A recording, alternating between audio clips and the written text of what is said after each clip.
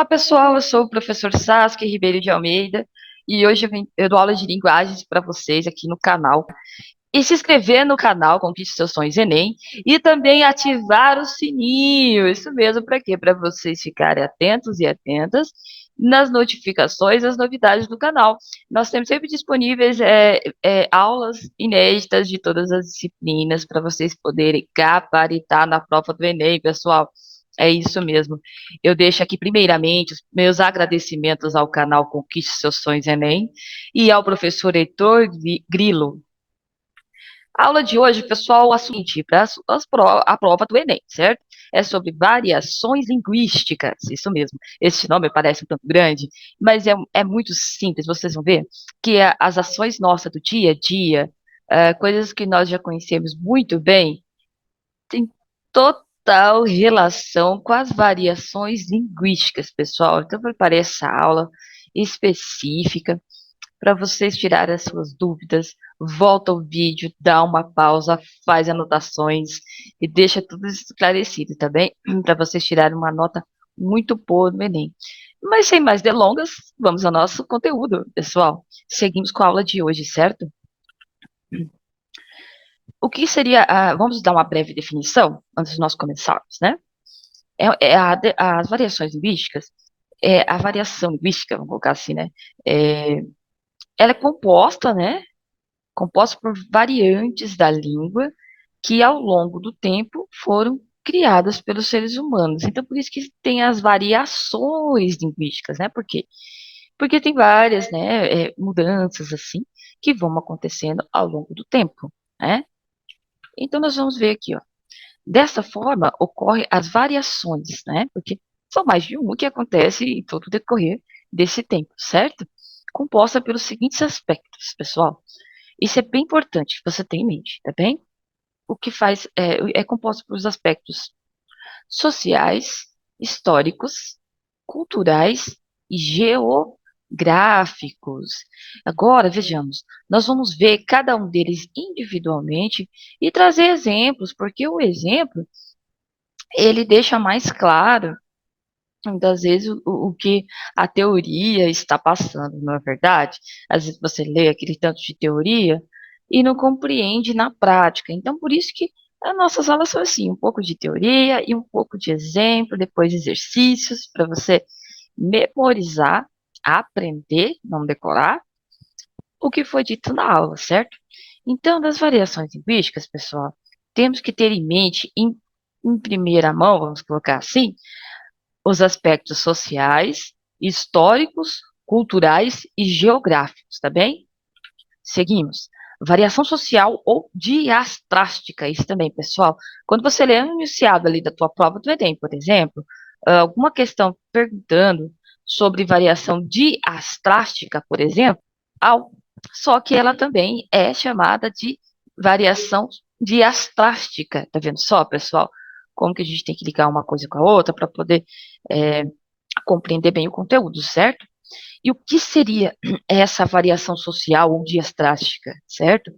Se destaca por ser um tipo de linguagem que é utilizada por um determinado grupo social, que apresenta atividades ou níveis socioeconômicos como a sua própria linguagem. Por exemplo, temos os grupos, né?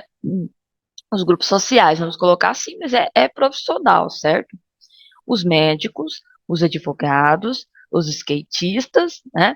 Entre outros. Então, são três exemplos diferentes, né? Na área da saúde, da medicina, os advogados e também os skatistas, né? Porque eles também são considerados um grupo social, não é mesmo? Vejamos, pessoal, como seria a linguagem, vamos colocar assim, dos médicos, tá? Esse aqui é só um exemplo, viu, pessoal? Nós estamos generalizando, entendam? É só para a gente exemplificar como que seria, né, na prática, na nossa vivência, esse grupo social, essa variação linguística ali dentro do grupo dos médicos, certo? Aqui eu trouxe para vocês uma tirinha, né? Também tem a fonte ali embaixo também, pelos direitos autorais e tudo mais. E aí vocês podem acessar também, se vocês quiserem, tem bastante tirinhas interessantes. Mas vamos ao conteúdo. Vida moderna, ali, né? Que é o tema ali da tirinha. Vejamos, ali nós temos uma situação, um paciente, né, que foi até o consultório médico, por estar sentindo algum sintoma, ele foi se consultar e vejamos o que o médico diz para ele, pessoal.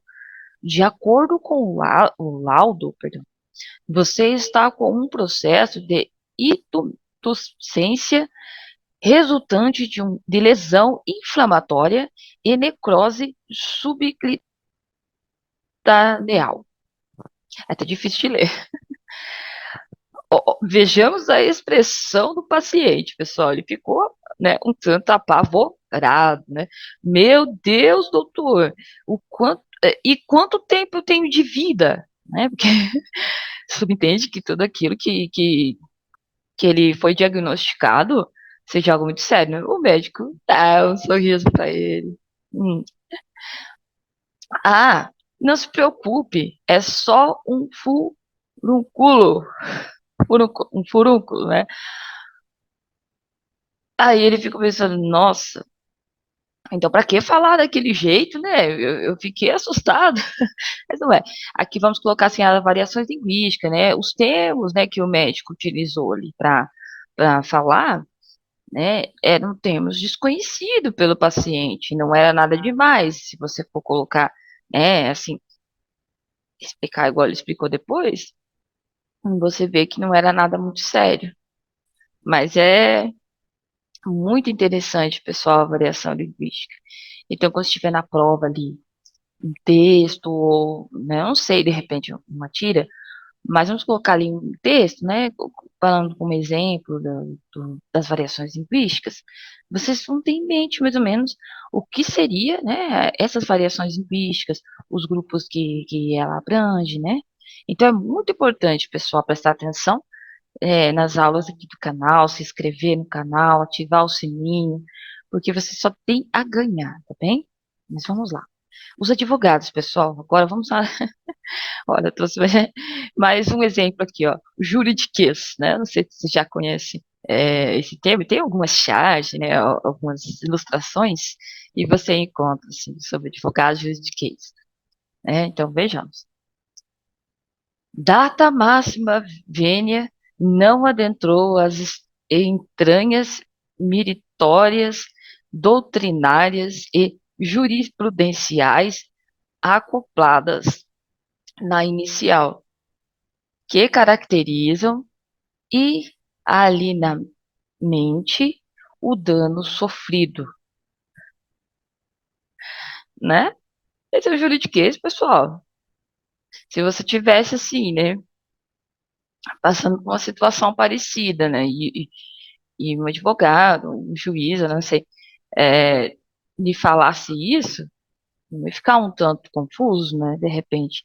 Talvez você entenda a linguagem, eu consiga interpretar ali o que quis dizer, mas talvez não exatamente ao pé da letra. Mas vejamos. Embaixo nós temos aqui a tradução, por assim dizer, que não é a tradução, né, pessoal? Que não é um outro idioma, certo? É apenas uma variação linguística, tá bem?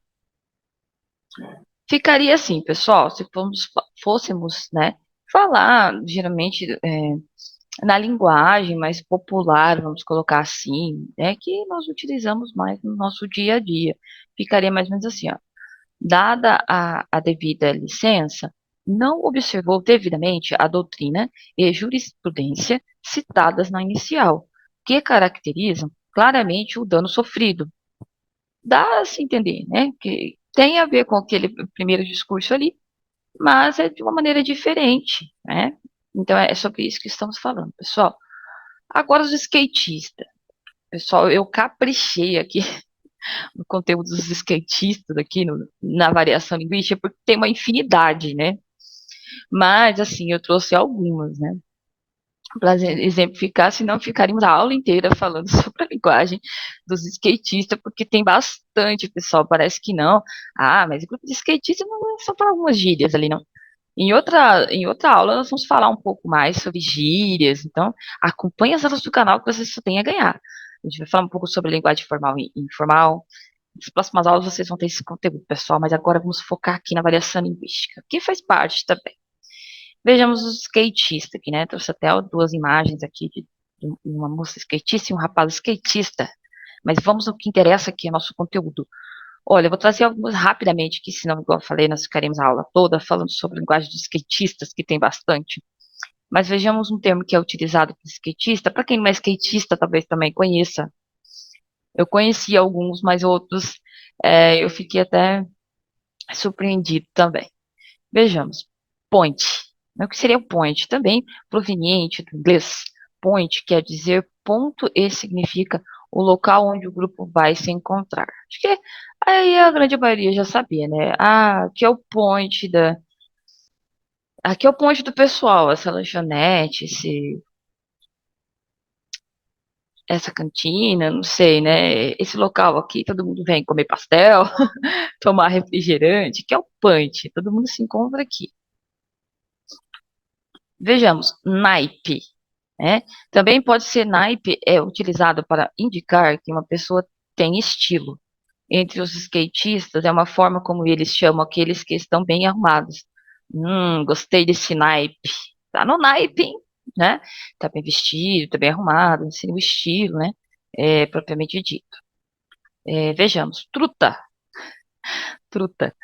É, é, truta mesmo, né? Vamos colocar aqui o que seria, né? É um peixe da mesma família do salmão, na linguagem do skate, né, dos skatistas, esse termo significa amigão, um parceiro, um brother, um bro, né? Essa expressão também costuma ser utilizada na sua forma abreviada como tru. Além de falar truta, ele ainda pode falar tru, né, que é mais íntimo ainda, né, que está abreviando aí o truta para tru, que quer dizer amigão, parceiro, brother, bro. Né? Eu acho que o bro a gente escuta bastante, né? Se você for numa pista de skate, e aí, bro, bom dia, bro, né? Tudo bem, bro? Ele é brother, né? Como se fosse brother, né? Bro. Né? Então, assim, a língua brasileira tem uma infinidade de variações, pessoal. Né? Nós vamos estudar, assim, a fio mesmo. Vamos aprender tudo sobre. Tudo é muito amplo, mas a gente vai aprender as principais variações, né? E uma infinidade de variações, certo? Então vamos lá. Osso. Muito utilizada entre os paulistas, osso significa uma situação ruim e foi adotada com o mesmo sentido pelos skatistas. É osso, né? Mas eu acho que a grande maioria também, bom, não sei na região de vocês, né? Que cada um está numa região diferente. Aqui na região onde eu moro, eu ouço bastante a palavra osso, né? A gente até utiliza, às vezes, dependendo da situação, mas é osso. Né? É difícil, é complicado. Né? Então, mas essa aí é a origem, pessoal. Ali dos paulistas, né? E é utilizado pelos skatistas também. Ollier. Quem gosta de skate vai saber do que eu estou falando, mas talvez não saiba a origem, pessoal. Mas hoje você vai aprender através da variação linguística, até mesmo essa curiosidade, vamos colocar assim, né? O Ollier, né? Esse é um nome dado a uma manobra mais simples no esporte, que é pular batendo o tail da prancha no chão ou na rampa, elevando o skate, né?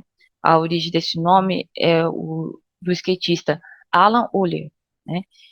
Geofund, que inventou o movimento. Então, pessoal, por isso que tem essa manobra chamada Ollier, viu? Em homenagem ao Alan Ollier Geofund. Agora, vejamos. Variação histórica ou diacrônica, pessoal. Lembra que eu falei que às vezes ali no enunciado vai estar assim, defina ou identifique, né? Vamos colocar assim, a variação diacrônica no texto, né? Ou na frase. Caso no texto, né, seria mais propício, nada mais é do que a variação histórica, pessoal, tá bem? Então, às vezes vem, por isso que é importante anotar, porque a variação histórica também é conhecida como diacrônica. Então, se colocar só diacrônica ali na prova, você pode até confundir. Mas diacrônica, eu não estudei sobre isso, não. Mas estudou sim, é a variação histórica. Então, tenta associar, tá? Os nomes mesmo, para poder ajudar vocês a identificar na hora da prova, tá bem? É, as variações históricas ou diacrônicas estão relacionadas às mudanças ocorridas na língua ao longo do tempo. Por exemplo, algumas expressões deixam de ser utilizadas e o surgimento de novas expressões que se transformam. Aí nós temos um exemplo muito claro, pessoal, é do pronome você, que em certo, vamos colocar assim, período da história, né, do tempo mesmo, o você, ele foi modificado um tanto de vezes, né? Se você pegar você, se você, tá vendo? A gente usa muito você, né? Se você pegar por exemplo, um livro, até uma literatura mais clássica, vamos colocar assim, de anos anteriores, né? Você vai ver que o você é dito de uma forma bem diferente do que nós colocamos hoje, né? Então, eu trouxe aqui um exemplo para vocês, tá? Fiz um quadro aqui bem simples, mas é muito útil, pessoal. Anote. Pronome de tratamento você. Ele já foi conhecido, pessoal, como vossa mercê, você me ser, vós me ser e você. E também tem um que eu não coloquei ali, que é só a letra V e o C. Não, mas isso aí é nós que utilizamos, na verdade. Quantas vezes você escreve ali uma mensagem, um WhatsApp, um exemplo só, tá? E você coloca só a letra V e C para representar você, né?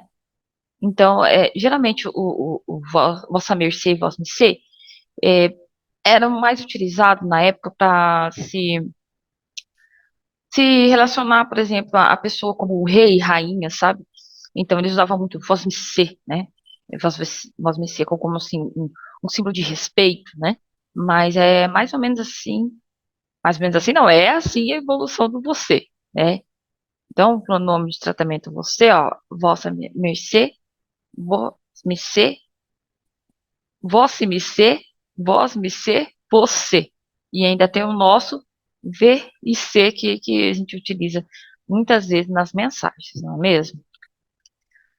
Agora, eu dividi essa parte, pessoal, porque é uma parte maior, né, uma parte mais ampla aqui do conhecimento. Eu dividi em duas partes, tá? Vai ser a variação geográfica ou diatópica, parte um, e depois a parte 2, tá bem? Porque na parte um eu vou explicar algumas observações que às vezes a gente, quando nós estudamos a variação geográfica ou diatópica, às vezes a gente vai direto às diferenças, né, ali por região, né, que não deixa de ser.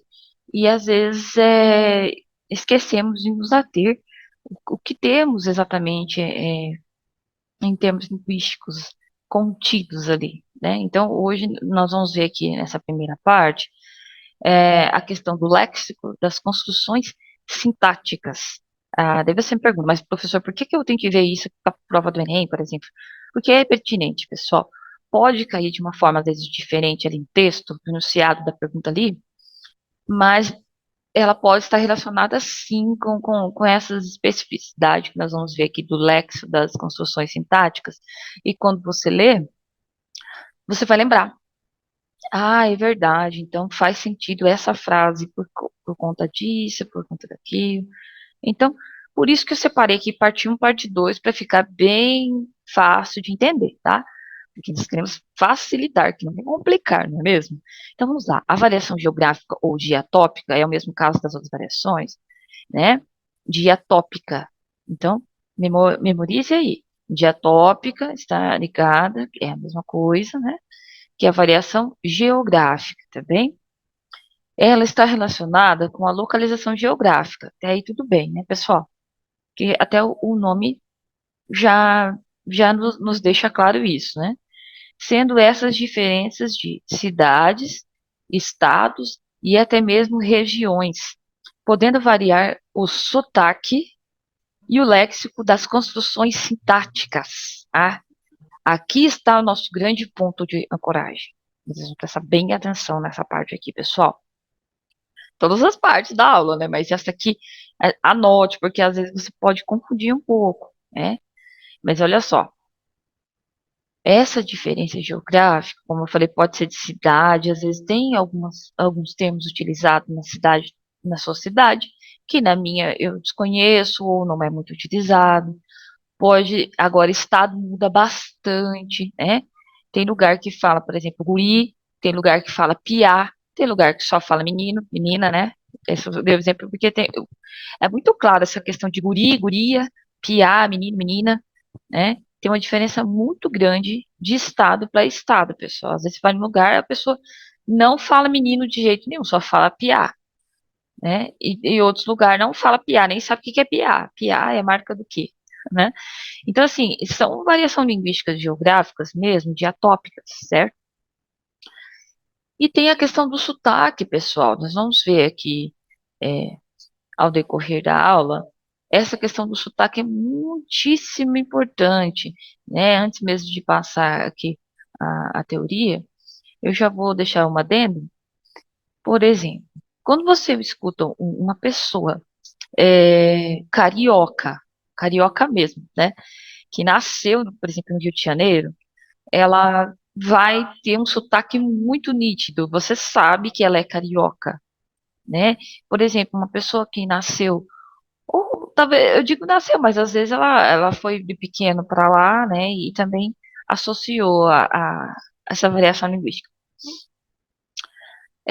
Na Bahia, por exemplo. Na Bahia também você sabe quando você está falando com um baiano, né? Ele tem aquele sotaque na voz, ele, ela.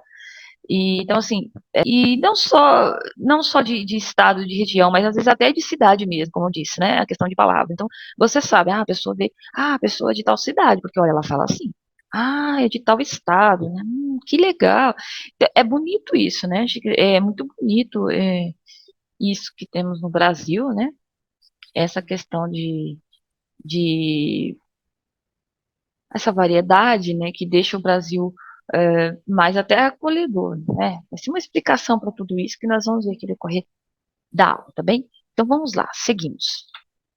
Vamos começar com o mais simples aqui, que eu, como eu já estava falando, o sotaque. Mas agora você vai entender mais ou menos aqui, ó, né? Porque você pode estar pesquisando também, mais profundo se você quiser, um pouco sobre esse histórico que eu mencionei para vocês sobre o sotaque, por exemplo, né? O tom é o tom ou pronúncia de cada pessoa ou cada região, de acordo com Pérez 2017.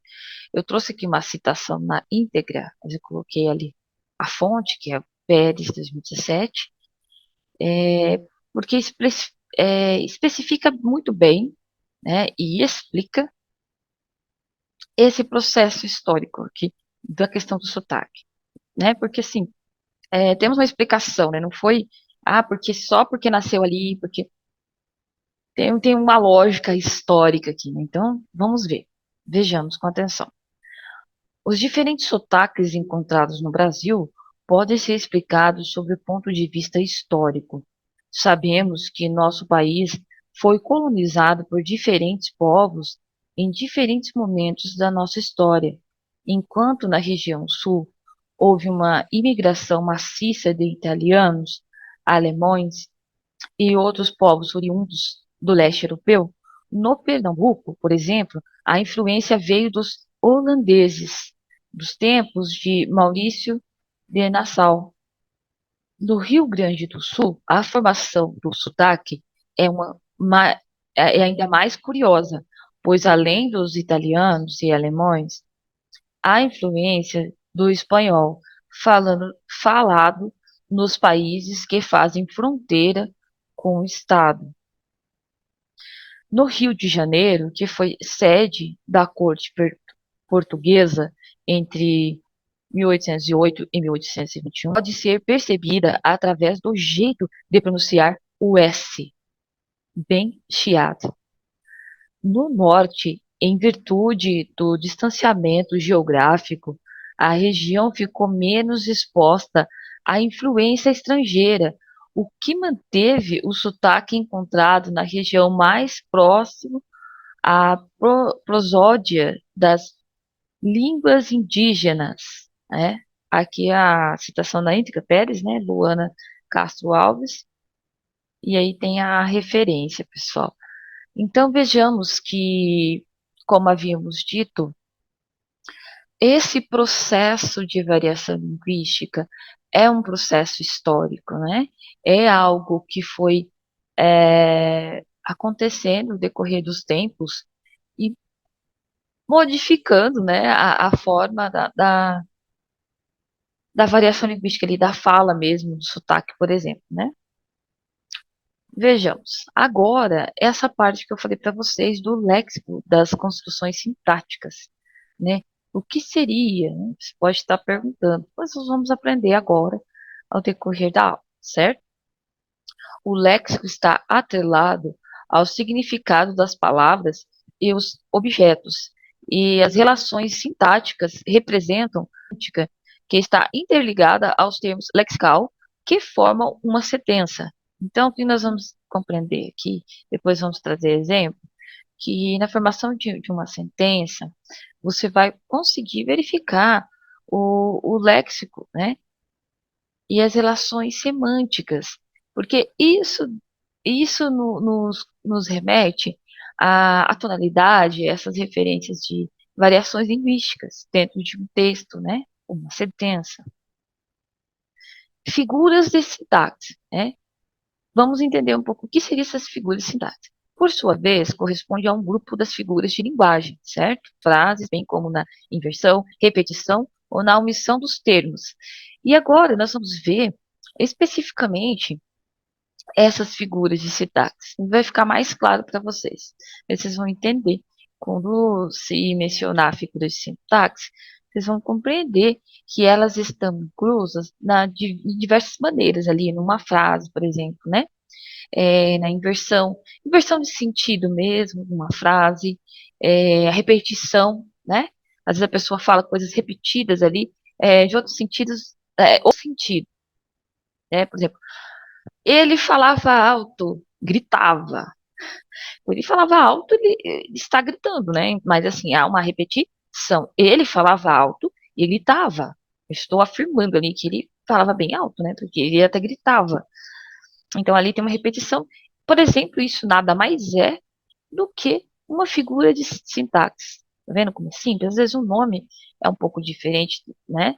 Mas quando você vê os exemplos, vocês vão entender. Elipse. Elipse é uma figura também. Sintaxe. Deixa eu só voltar aqui um pouquinho. Isso, pensei que tinha pulado aqui. Vamos lá.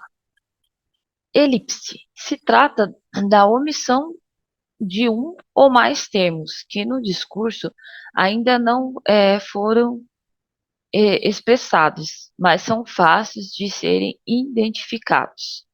Por exemplo, estávamos ansiosos pelo resultado da prova. A conjunção do verbo estávamos expressa o termo que está oculto nós, né? Estávamos, logo, quem estava, né? Quem que estávamos ali no caso, né? Mas quem que estava? Nós, né? Então, ao invés de utilizarmos o nós, ele ficou oculto, foi utilizado estávamos, né? Então, subentende que quem estava ali seriam eles, no caso, né? Nós ali, né? Nós, né? Estávamos. Então, ali é uma omissão. Então, quando você ouvir falar sobre elipse, você vai lembrar. Ah, elipse é quando se omite, vai se omitir ali, por exemplo, aquele verbo, nós pelo estávamos. Ah, então, assim, é bem simples, pessoal.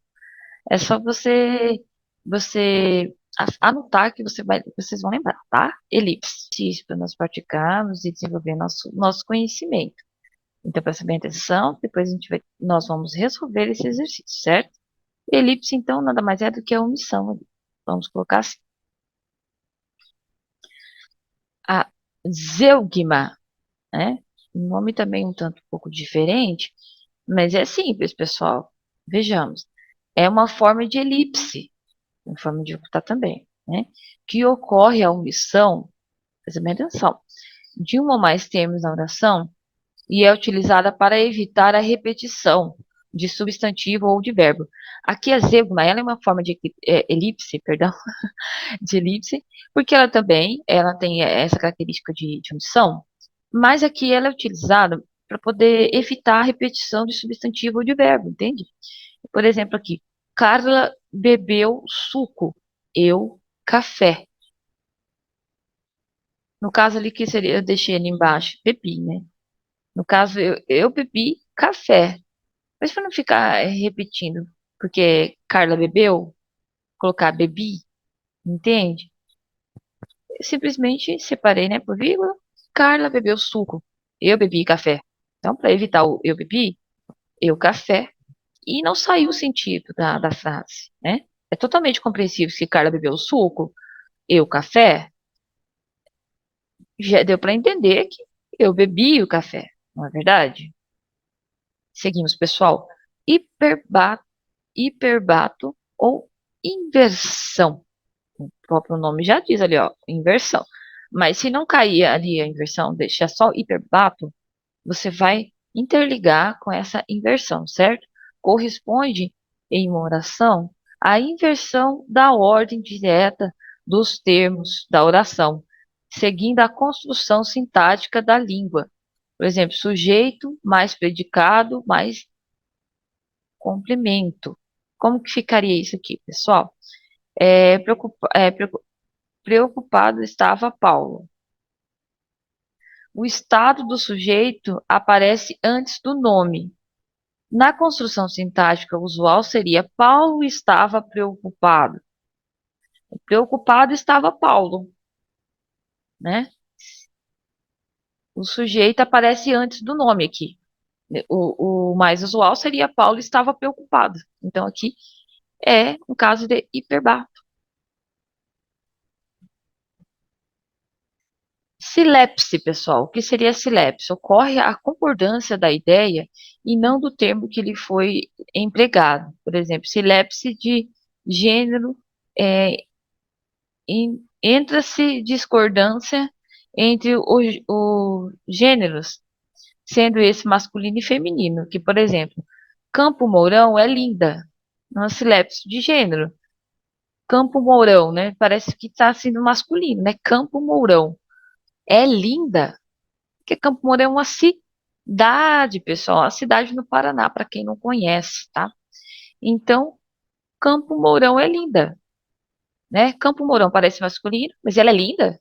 É linda porque se refere a uma cidade, pessoal. Então, o que ocorreu aqui? Uma silepse de gênero, né? Silepse de número também, pessoal. Presta bem atenção. Existe a de gênero e existe a de número, que é a discordância entre o singular e o plural, por exemplo. Um bando, singular, de adolescentes, plural, estudavam na biblioteca. Silepse de número. Por quê? Um bando de adolescentes, aqui no plural, estudavam na biblioteca, né? Uma silepse de número, pessoal.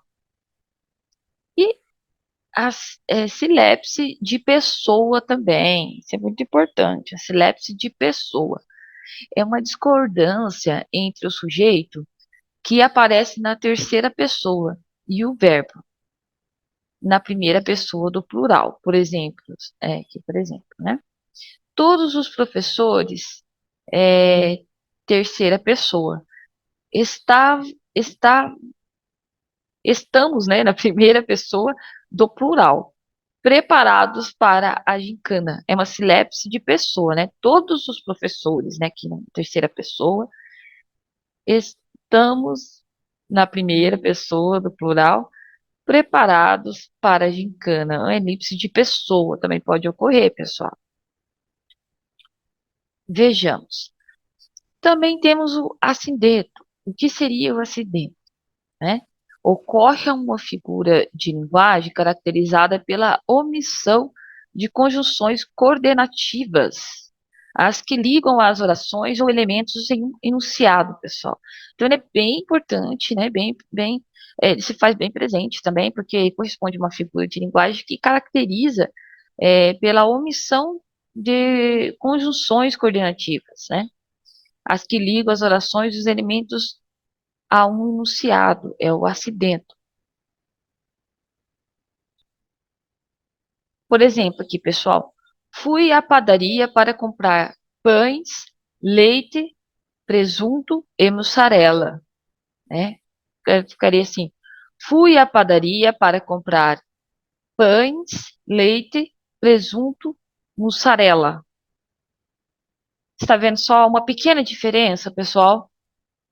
Olha a letra E. Olha lá, presunto e mussarela. No segundo exemplo, presunto, vírgula, mussarela. Então, seria mais ou menos, seria assim, né? Essa diferença daí, esse, o que liga, né? A, ali, o enunciado, né? O presunto e mussarela. Presunto, vírgula, mussarela. Policidento, né? Corresponde à repetição da conjunção coordenativa conectivo, né? Por exemplo, Júlio explicava e falava e gritava.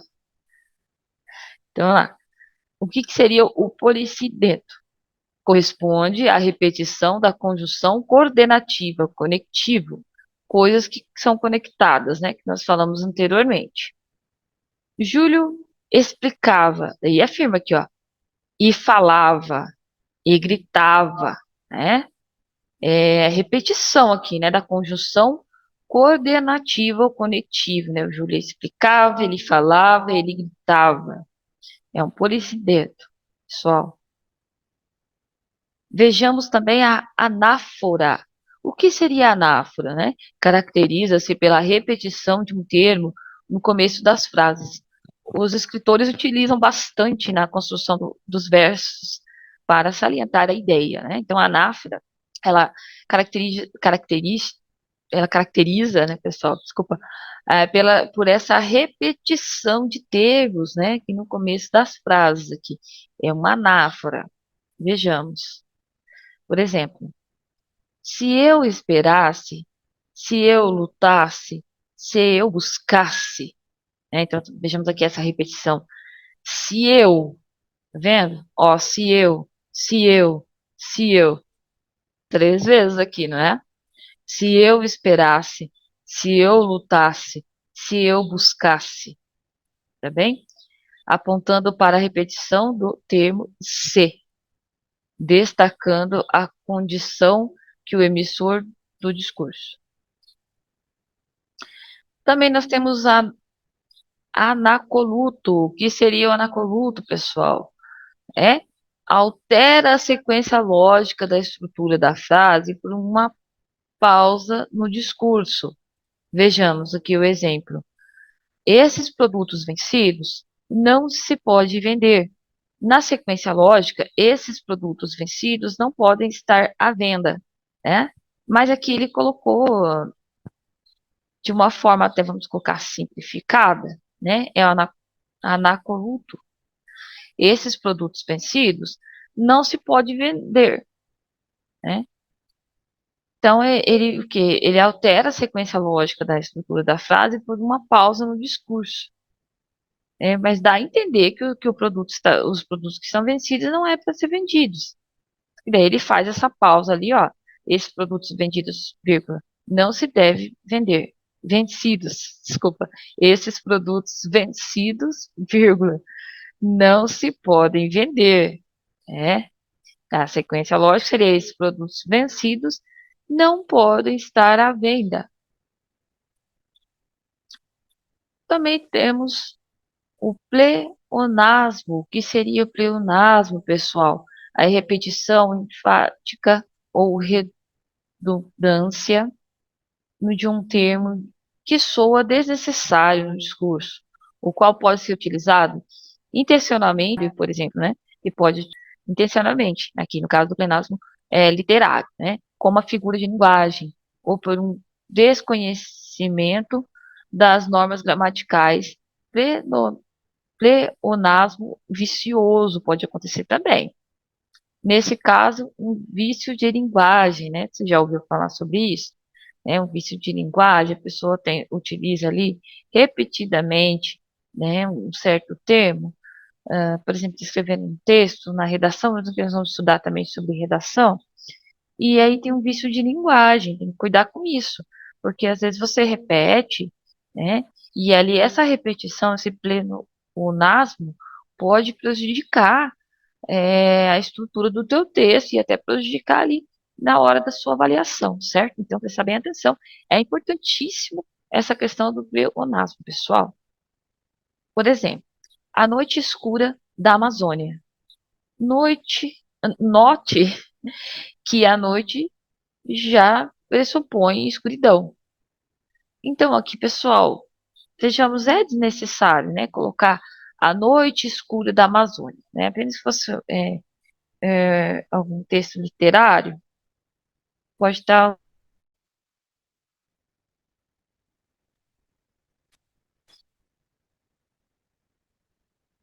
Pessoal, vamos voltar aqui com os nossos slides. Tive uma pequena interrupção aqui. Desculpe-me, mas vamos voltar agora para essa parte aqui. Variação geográfica ou diatópica, parte 2. Lembra que eu falei para vocês que eu ia dividir aqui a aula em dois momentos? Então, porque fica mais fácil de compreender, tá? Essa variação geográfica ou diatópica é parte 2, por exemplo, aqui tem o ba, che, oxente, né? So, uai e oxe, né? São bastante conhecidas aqui.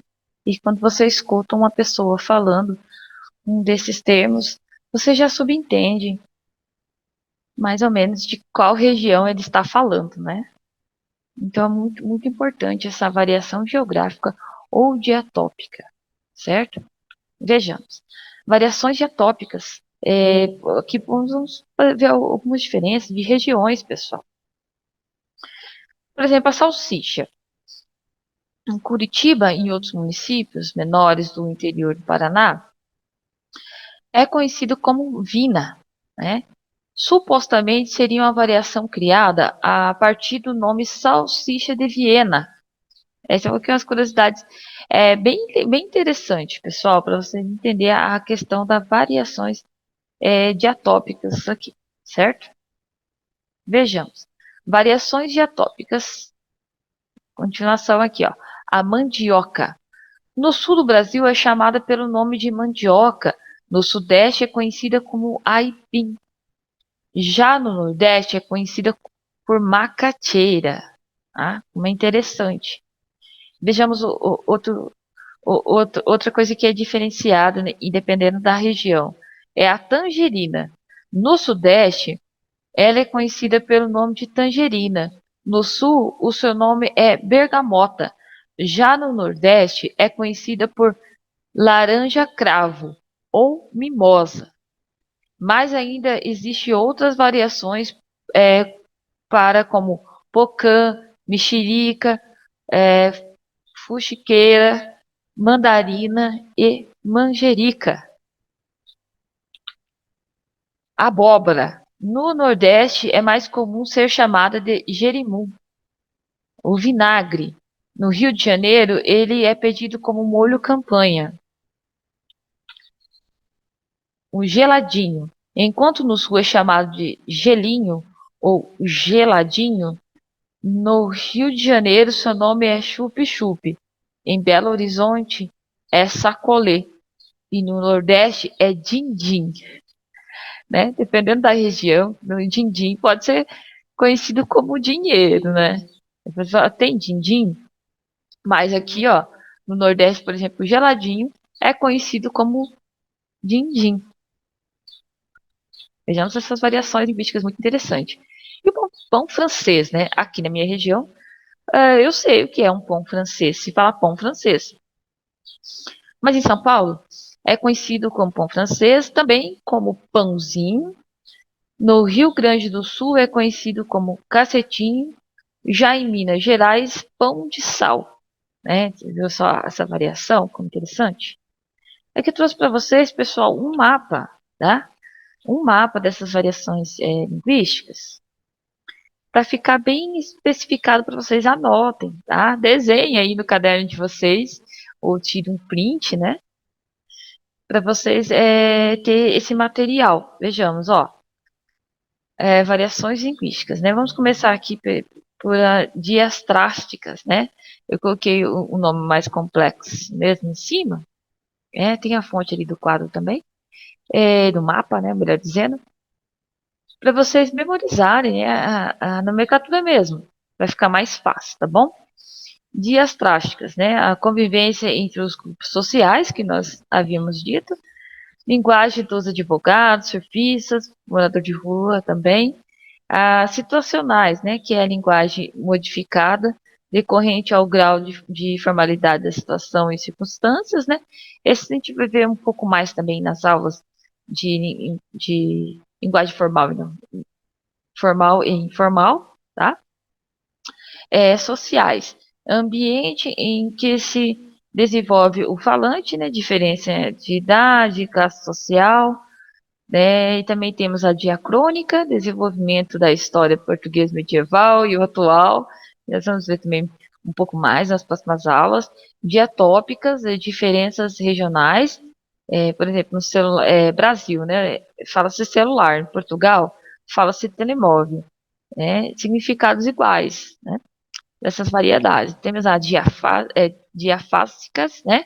Contexto comunicativo, ocasião determinada da maneira como nos dirigimos aos nossos interlocutores, né? As geográficas, que acabamos de ver, a distância geográfica que separa os falantes, em Portugal, Betão, concreto, Brasil, né? E significados iguais. Então, aqui no Brasil a gente fala concreto, no Portugal fala Betão, por exemplo, né? Históricas, mudanças linguísticas, textos de uma mesma língua, escritos de diferentes épocas, igual as diferenças, não é? Pessoal, agora chegou a melhor hora, é a hora dos exercícios, é a hora do exercício, é a hora de nós aprimorarmos os nossos conhecimentos, não é? Preparei aqui para vocês um simples verdadeiro ou falso, tá? Bem fácil. Você prestou atenção na aula, você pode anotar ou dar uma pausa aqui, que eu deixo 5 segundos, mas você pode dar uma pausa, responder, né? E depois voltar para conferir o gabarito, pessoal, para poder ter certeza dos seus conhecimentos, tá bem? Assinale, presta bem atenção, pessoal, sempre deixe essa observação no enunciado do exercício, porque ele diz muito. Aqui no caso é um pouco mais fácil assim de entender, porque é verdadeiro ou falso, mas pode ter aquela questão do assinale a alternativa correta ou a incorreta. Então, sempre prestar bastante atenção no enunciado antes de responder as questões, tá bem? Mas vamos lá, pessoal. Assinale com V verdadeiro ou F falso as seguintes questões que correspondem ao conteúdo da variação linguística.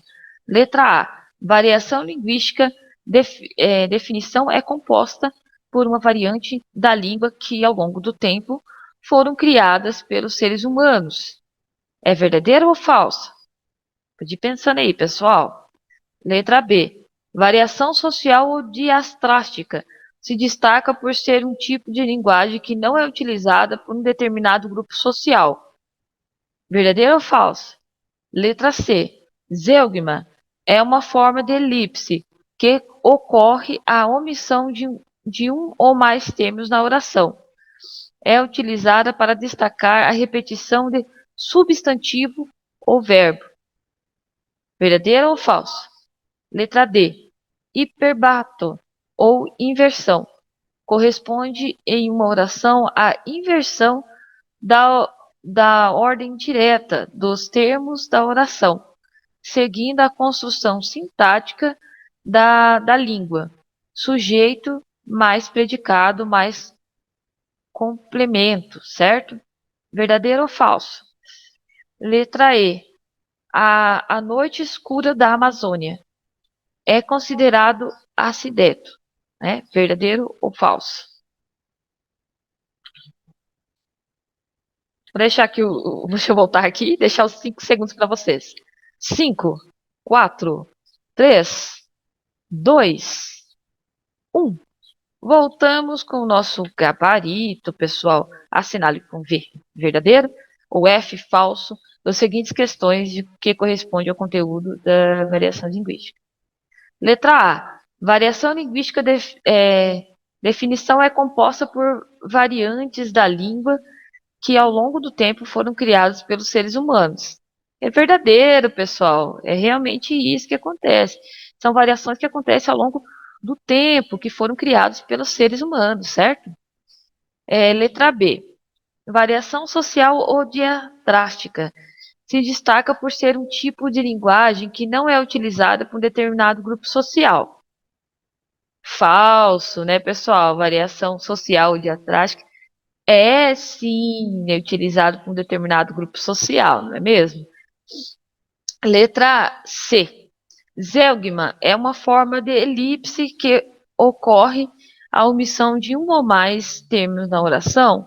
É utilizada para destacar a repetição do substantivo ou verbo? Não. Ela é sim uma forma de elipse, né, que ocorre na omissão de um ou mais termos da oração, mas ela é utilizada para evitar a repetição do substantivo e verbo, pessoal. Letra D. Hiperbato ou inversão corresponde em uma oração à inversão da ordem direta dos termos da oração, seguindo a construção sintática da língua, sujeito mais predicado mais complemento. É verdadeira. Letra E. A noite escura da Amazônia é considerado acideto? Falso. É considerado um pleonasmo, né? O pleonasmo, eu deixei a anotação ali. Repetição enfática ou redundância de um termo que soa desnecessário no discurso, o qual pode ser utilizado intencionalmente, pleonasmo literário, por exemplo, né? Como figura de linguagem ou por um desconhecimento das normas gramaticais, um pleonasmo vicioso, né, que nós havíamos dito. Neste caso, um vício de linguagem. O iu acideto corresponde a uma figura de linguagem caracterizada pela omissão de conjunções coordenativas, as que ligam as orações ou elementos enunciados.